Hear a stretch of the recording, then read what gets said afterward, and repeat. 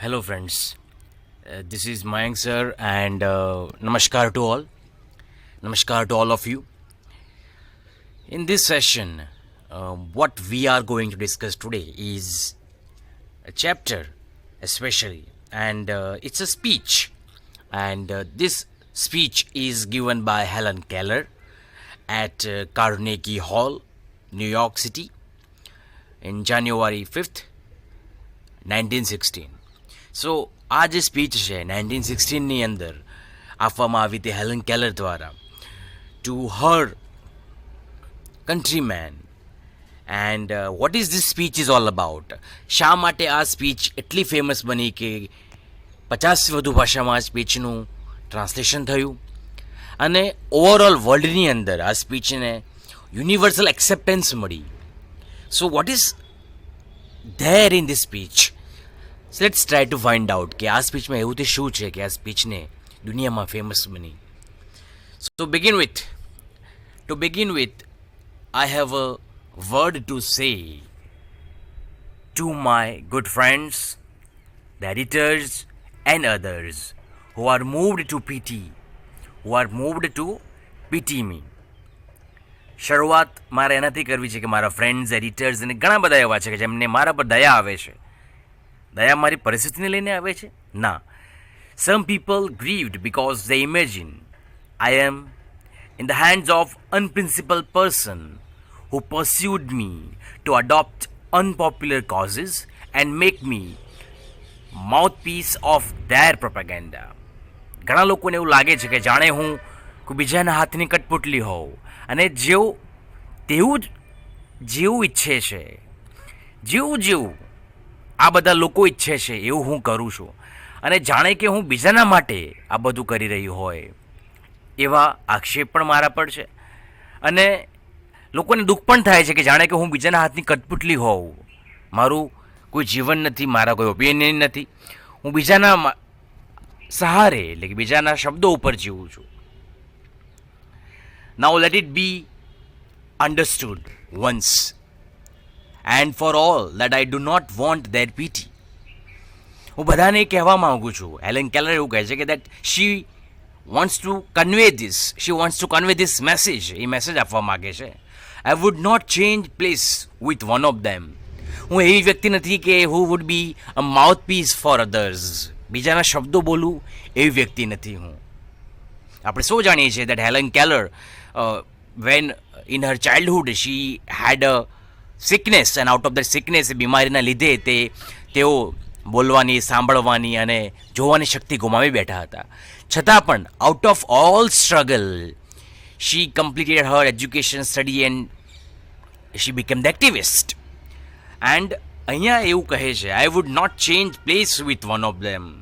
I know what I am talking about. Helen Keller કહે છે કે હું જે પણ ઓપિનિયન આપું છું, જે પણ સ્પીચ આપું છું, જે પણ કંઈ કહું છું, those are my words. Those are not other words that I'm speaking. હું બીજાના શબ્દો નથી બોલતી. My sources of information are as good, as reliable as anybody else. Sources of information, મને જે પણ માહિતી મળે છે એ બધી માહિતી papers, magazines from England, France, Germany, Australia that I can read myself. આપણે સૌ જાણીએ છીએ that Helen Keller, she was fluent in English, French, German, and she was fluent in Latin also. So Latin, German, French, આ બધી language એમને આવડતી હતી. And she was very much aware. She was reading all those papers and magazines of those days. And out of those reading, she was forming her opinion. Not all the editors I have met can do that. બધા જ ન્યૂઝપેપરના editors આ નથી કરી શકતા. શા માટે? They can not do this. શા માટે? Because quite a number of them have to take their French and German second hand. ઘણાને ટ્રાન્સલેટરની જરૂર પડતી હોય છે. Because they don't know French language, they don't know German language. No, I will not depreciate the editors. જે એડિટર્સને આ બધી ભાષા નથી આવડતી, they are not fluent in other language. I'm not here to give them a sense of શેમ, હું એમને અહીંયા કંઈ કહેવા નથી આવી, એમને બે શબ્દો સંભળાવવા નથી આવી, આ વાતને લઈને એમને શરમ અનુભવી પડે એવું નથી કહેવા આવી. They are an overworked and misunderstood class. આ એ વર્ગ છે એડિટર્સનો, ન્યૂઝપેપર્સનો, જેમની પાસે ઘણું બધું કામ છે અને મિસઅન્ડરસ્ટુડ ક્લાસ, એમને ગેરસમજ છે અને આ ગેરસમજને લઈને they are forming there opinion. Late them remember, though that if I cannot see the fire at the end of their cigarette, neither can they thread a needle in the dark. જો કંઈક અપૂર્ણતા મારામાં છે તો તેમનામાં પણ ઘણી બધી અપૂર્ણતા છે. તો આપણે we all are at the same side. Helen Keller એવું કહે છે કે એડિટર્સ જે પણ છે કે જેઓ મારા વિરોધી છે, જેઓ મારા વિરોધમાં બોલે છે, એમને હું એવું કહેવા માગું છું કે આઈ હેવ અપૂર્ણતા, અને just like that they also have અપૂર્ણતા. દરેક વ્યક્તિમાં કોઈને કોઈ ખામી હોય છે, મારામાં પણ છે. ઓલ આઈ ask gentleman, editors Helen Keller કહે છે કે એને શું જોઈએ છે? ફેર ફિલ્ડ એન્ડ નો ફેવર. કોઈ પક્ષપાત વગરનું ઓપિનિયન, પક્ષપાત વગરની વાત હોય એ જોઈએ છે. I have entered the fight against preparedness and against economic system under which we live. Helen Keller અહીંયા કોઈની એની પર્સનલ ફાઇટની વાત નથી કરી રહી, અહીંયા સ્ટ્રાઇક અગેન્સ્ટ ધ વોર. યુદ્ધની નીતિ જે છે, જે દેશે અપનાવી છે, એ નીતિના વિરોધમાં એ આંદોલન કરવા માગે છે, એ ચળવળ કરવા માગે છે, સ્ટ્રાઇક કરવા માગે છે, હડતાલ કરવા માગે છે. કારણ કે એને આ વોરની માનસિકતામાંથી સરકારને, લોકોને બહાર લાવવા છે. I have entered the fight against the preparedness and against the economic system under which we live. It is to be a fight to the finish and I ask no quarter. So Helen Keller is very much sure કે એને જે આ ચળવળ શરૂ કરી છે, strike against the war, કે જેની અંદર she is trying to convince people, લોકોને કન્વિન્સ કરવા માગે છે કે સરકાર જે છે, જે યુદ્ધ નીતિની વાતો કરે છે, યુદ્ધ કરવાની જે વાતો કરે છે, એ ખરેખર મજૂર વર્ગના વિકાસની વાત તો કરતો જ નથી.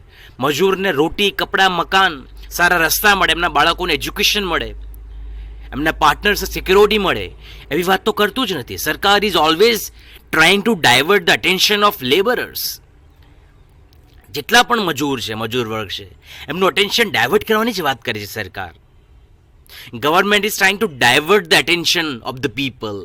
લોકોનું ધ્યાન બીજે ભટકાવવાની વાત કરે છે. અને એ વાત કઈ છે? વોર.